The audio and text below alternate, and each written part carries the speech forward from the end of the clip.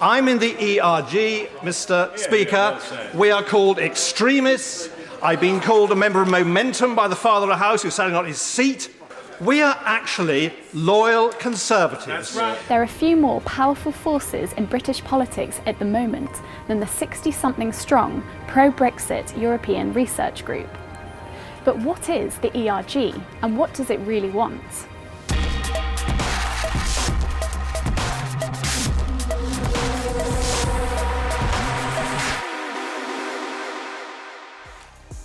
The European Research Group is an alliance made up of a group of backbench Conservative MPs who lobby on issues surrounding Brexit, and since 2018 has been chaired by Somerset MP Jacob Rees-Mogg. The ERG is the European Research Group. It was set up by Michael, now Lord Spicer, 25 years ago to help members of Parliament think about, consider and research European Union legislative and parliamentary matters.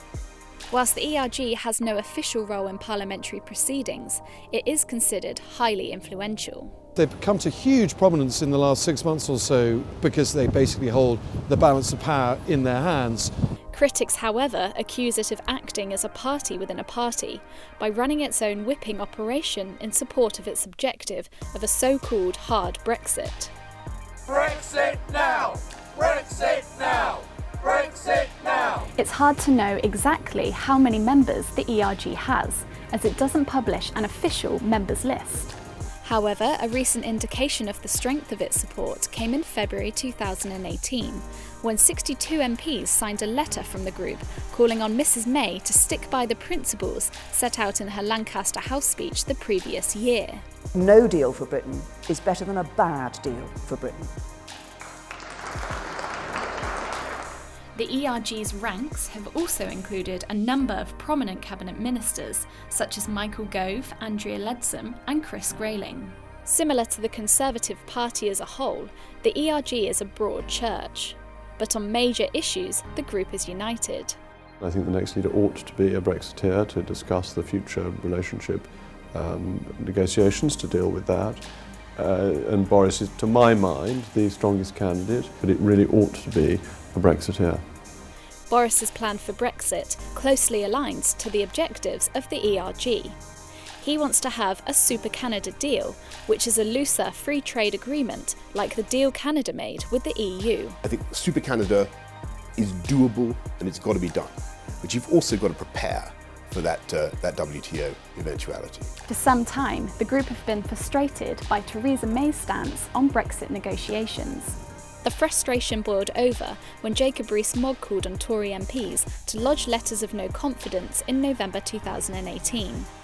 Embarrassingly for them, they failed to get the minimum number of letters to call a leadership contest. However, a few months later, a vote of no confidence was eventually called, but again, the ERG failed to convince enough Conservative MPs to oust May. The result of the ballot held this evening is that the Parliamentary Party does have confidence. The group has shown their strength, however, when it comes to the PM's withdrawal deal. They rejected en masse the first meaningful vote on January 15th.